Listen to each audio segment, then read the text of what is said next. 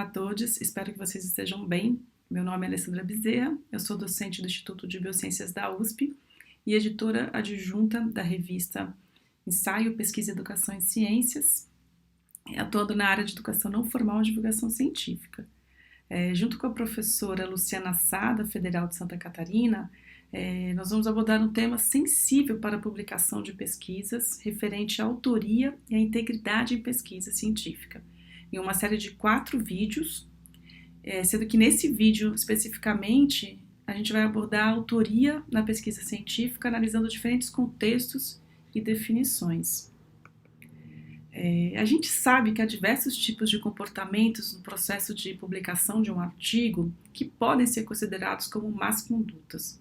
Por exemplo, plágio, o autoplágio, uma análise enviesada dos dados, a comunicação e a divulgação propositalmente inadequada dos resultados, a desconsideração de conflitos de interesse.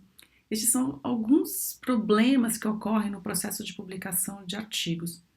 Mas aí eu te pergunto, qual desses problemas você acredita que seja o mais frequente? Acho que algumas pessoas devem ter pensado no plágio, mas ele não é o mais comum. O problema mais relatado atualmente em bases como COPE, por exemplo, é a atribuição de autoria. Esse é um nó bastante enroscado e hoje a gente vai conversar um pouquinho sobre ele.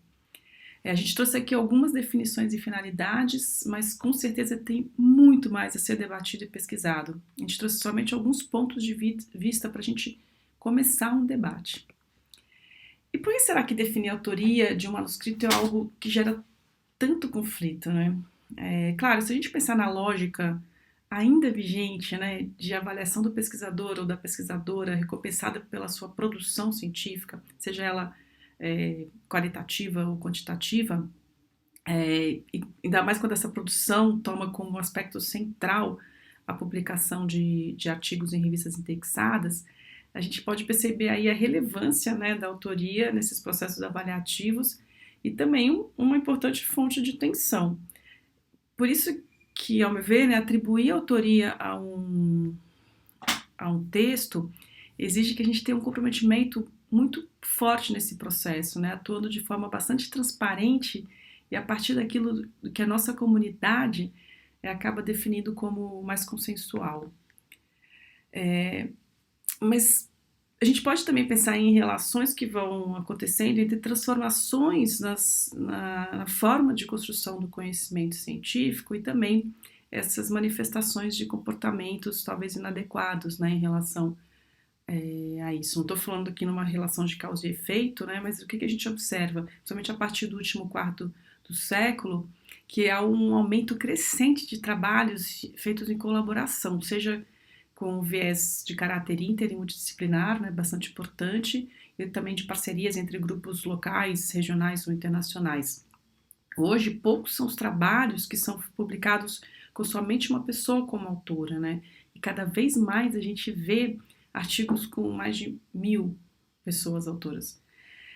Nessa situação de multiparticipação, que é bastante importante, né, e defensável, bastante defensável, a gente tem que lidar com questões como a atribuição de funções de autoria, a confiança entre as pessoas participantes, a resolução de conflitos, né, de publicação, e também pensar numa proteção aí contra percepções de comportamentos impróprios. Quando a gente pensa especificamente em relação a atribuição de papéis, por exemplo, autores que vão defender que as pessoas que tiveram participação importante na concepção do estudo é que deveriam ser classificadas como autores ou autoras, né? Mas aqueles com uma participação mais periférica deveriam ser colaboradoras e não autoras. Outros também vão defender o termo né, que a gente adote o termo colaboradores, mas, entretanto, sem colocar aí uma conotação hierárquica. Ou seja, todas as pessoas colaboradoras teriam sua contribuição explicitada no texto. Assim, não importaria a ordem em que os nomes aparecem, mas porque quem lesse já saberia qual é o papel de cada uma das pessoas participantes, né, de forma bastante transparente. Assim, a atribuição de papéis, para além da atribuição de autoria, realça uma questão bem importante. ser autora ou autor tem implicações legais. Se por um lado a autoria nos dá uma propriedade intelectual, né, do texto publicado, por outro também nos tornamos responsáveis pelo que publicamos. Essa questão é ainda mais atual quando a gente pensa, né, em softwares de inteligência artificial que produzem cada vez mais textos científicos a partir de dados já produzidos, né? Há revistas que permitem a publicação de textos gerados por inteligência artificial, desde que explicitado e justificado, mas muitas outras não permitem, já que a gente não tem, né, o argumento principal aí é que a gente não tem como atribuir responsabilidade à inteligência artificial. Isso ainda é muito novo, né, para a gente e vem exigindo um posicionamento das editorias de revistas, mesmo sem a gente ainda ter uma diretrizes muito claras para isso. Tudo bem, sabemos então da importância da autoria, dos aspectos legais relacionados e da necessidade de uma atuação eticamente comprometida, né? Mas, sendo a autoria, né, um conceito utilizado de forma bastante variada, como que os periódicos então têm se posicionado em relação a isso? Eu vou trazer aqui para vocês alguns artigos que abordam essa discussão, né? A gente vê que há periódicos e comunidades de pessoas pesquisadoras e editoras que se dedicam a estudar os processos de publicação de pesquisa em diferentes contextos. Vou apresentar aqui dois textos que apontam que né, trabalham com características diferentes. No primeiro, a gente tem um levantamento feito em revistas e códigos de boas práticas de diferentes áreas de conhecimento, buscando entender como a atribuição de autoria é comunicada para a comunidade. No segundo artigo que eu vou trazer aqui, a gente vê propostas de uma nova forma de compreendermos a atribuição de autoria, que independe das áreas de conhecimento. No primeiro artigo, duas pesquisadoras croatas, a Lana Bosniak e a Ana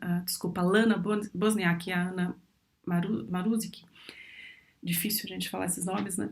Que são duas pesquisadoras com grande contribuição no tema, elas olharam para revistas indexadas do SCI e no SSCI, né, que trabalha mais com as ciências sociais, analisando 85 revistas, sendo esses 85 revistas foram compostas por as 5 revistas com maior índice de impacto de cada área de conhecimento.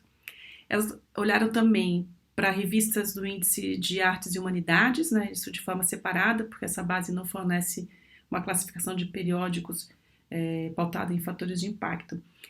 E também foram olhar códigos de ética de organizações profissionais, mas a gente vai focar aqui, né, mais nas revistas, nos periódicos mesmo, nesse vídeo. Entre as revistas analisadas, as autoras observaram que mais da metade das revistas, mais ou menos metade das revistas mais bem ranqueadas, né, no SCI, elas possuem uma política de autoria. Elas apresentam a política de autoria para os seus colaboradores, né, para os seus futuros autores, sendo que 43% delas definem a sua própria política. Já nas revistas indexadas no Índice de Ciências Sociais, somente 32% das revistas apresentavam uma política de autoria, sendo que a maior parte delas usavam a política dos seus editores e não políticas próprias. Isso também acontece ainda de forma mais acentuada nas revistas de artes e humanidades, em que somente 6% delas apresentaram seus índices e ainda, né, a grande maioria pautada na política das próprias editoras. Quando as autoras olharam para o conteúdo, né, das políticas de autoria dessas revistas, elas observaram que, em geral, são apresentados os critérios para autoria ou também a importância de descreditar as contribuições de todas as pessoas para a autoria do manuscrito e da pesquisa. Mas poucas abordam questões polêmicas, né, como a ordem da autoria ou a atribuição indevida de autoria. Então, nesse rol, né, de pesquisas de revistas analisadas, né, quais seriam, então, os principais critérios que as revistas utilizam? Entre os critérios mais presentes, né, encontrados pelas autoras, vai sobressair com certeza o do ICMJE, que é o International Committee of Medical Journal Editors, que são critérios que vieram, né, da área médica, mas que acabam estabelecendo uma regulação também na pesquisa em diferentes áreas, incluindo a de educação. Esses critérios, eles têm como premissa central que para uma pessoa ser considerada autora, ela deve tanto contribuir com o desenvolvimento da pesquisa em si, quanto com a escrita do texto nesse manuscrito. Isso difere dos critérios que reconhecem esses dois grandes grupos de papéis, né, tanto a pesquisa quanto a escrita, mas que os consideram independentes, sendo considerada autora a pessoa que produz dados somente em um deles ou também nos dois.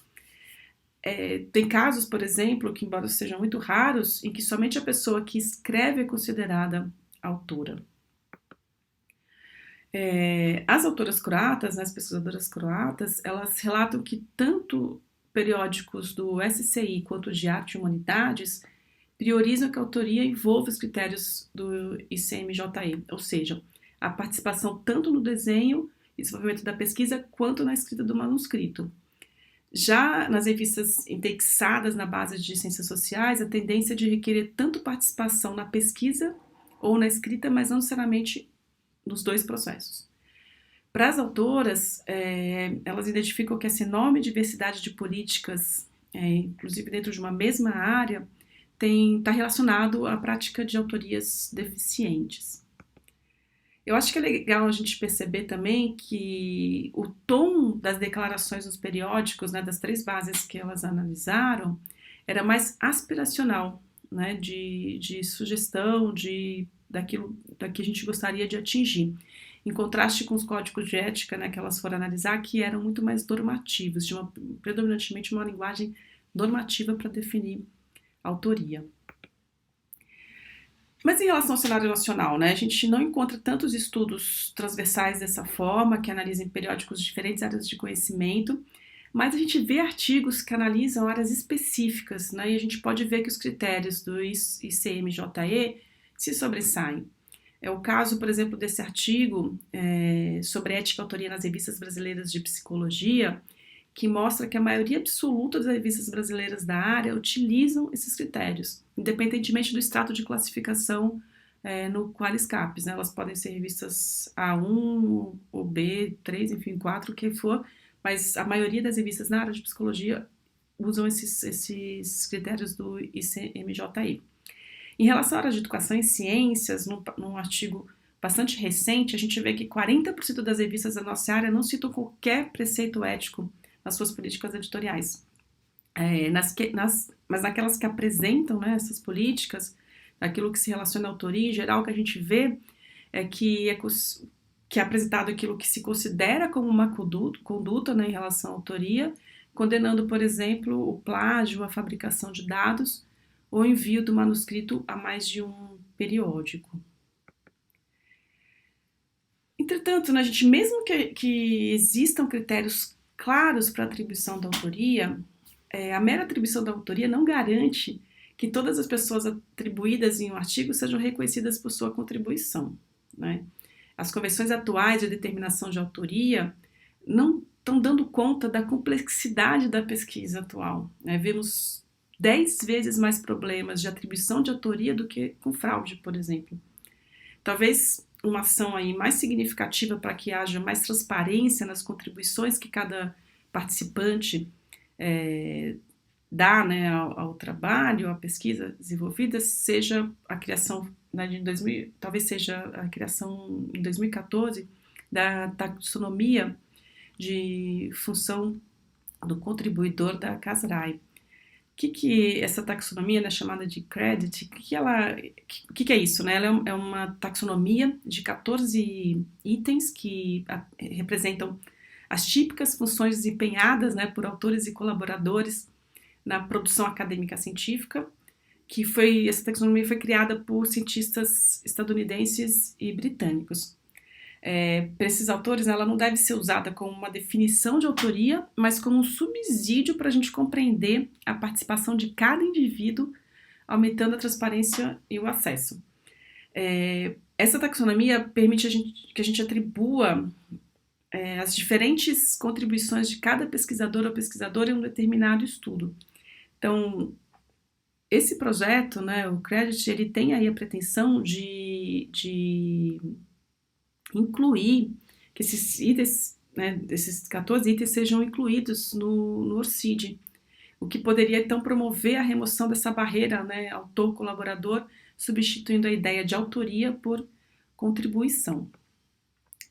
Nessa taxonomia, a gente tem funções que até então elas não eram muito creditadas, como a participação na visualização dos dados, né, no design que vai permitir uma melhor visualização dos dados, ou na curadoria dos dados, que agora são claramente explicitadas.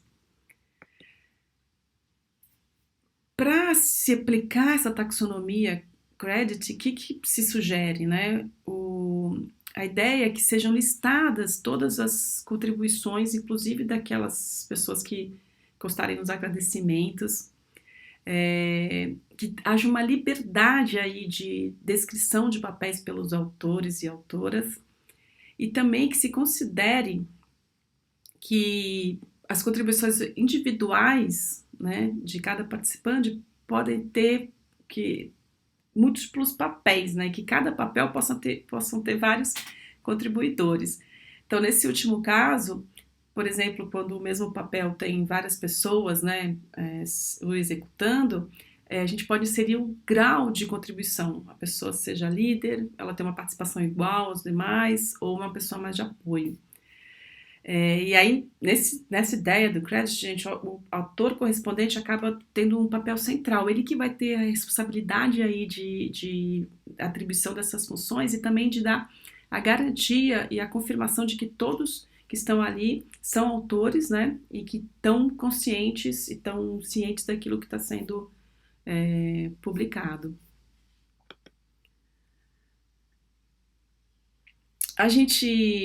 Eu gosto bastante dessa conclusão aí, né, que eu acho, dessa analogia, né, que é feita, que eu acho que dá uma clareza do que é essa proposta do credit, né, que os autores colocam assim: seja da perspectiva de crédito ou responsabilidade, claramente precisamos de um sistema melhor para representar a contribuição colaborativa para trabalhos publicados, algo mais parecido com créditos de filme. Então a ideia, sim, para esses autores, né, no local de ter aquela lista de autores, né, que a gente não sabe muito bem qual o papel de cada um ali, é que sejam como créditos de filmes que para cada função, né, cada papel ali atribuído, para cada papel desenvolvido ali naquela pesquisa, pessoas diferentes foram responsáveis. Essa taxonomia já está sendo amplamente usada, né, por diferentes editoras, inclusive aqui na Cielo, mas eu acho que cabe aqui, né, a gente também pensar e refletir sobre suas limitações. Como a Elizabeth Gatti aponta, né, num artigo publicado na Cielo em Perspectiva, há muito ainda para a gente avançar em uma atribuição adequada de papéis, né? Para ela, o credit acaba por criar uma terceira categoria de participante de pesquisa, né? Um pouco mais que aquela pessoa que é só reconhecida nos agradecimentos, mas também menos que o autor, já que a lógica de publicação, né, exige que autoras e autores transfiram seus direitos para as editoras. Se a pessoa não participou da construção do texto ou da pesquisa, ela não teria condições de responder com as mesmas responsabilidades de uma pessoa autora. Então, a pesquisadora, né, a Gade, ela vai questionar ainda se todas as áreas de conhecimento estão satisfeitas, né, com essas 14 taxonomias do credit e se, de fato, um dos problemas que o credit está tentando resolver, que é a busca, né, uma busca diminuir, a gente repensar sobre essa busca injustificada de crédito, né? Ela questiona se, ironicamente, o crédito também não estaria contribuindo para agravar ainda mais o problema que ele está procurando resolver, ao valorizar ainda mais o processo de acreditação. Então, a autora ela também vai refletir sobre essa associação entre a taxonomia credit com o ORCID, né?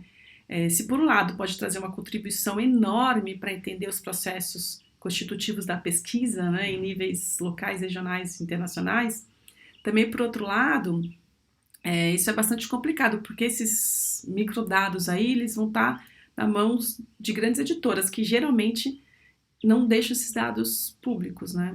Não tem transparência nesse processo. Enfim, a gente percebe que, né, que é bastante difícil a gente realmente pensar aí nos critérios, né, para uma boa atribuição de autoria e aí gerando também uma boa definição do que seria autoria. Então eu trago rapidamente aqui os critérios do Hengel e do Erikson de 2014, pautado em outros autores também, que consideram que a gente precisa de elementos extremamente contextualizados e situados, com um grande conhecimento de cada campo para a produção de uma boa definição.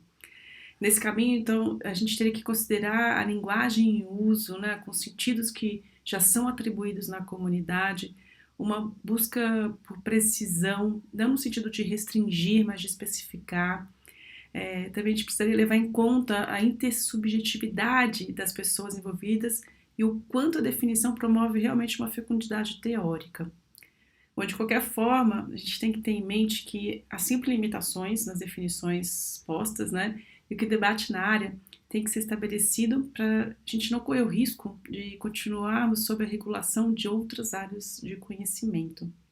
Bom, eu agradeço a atenção de vocês e deixo aqui o meu e-mail caso vocês queiram entrar em contato. Até a próxima!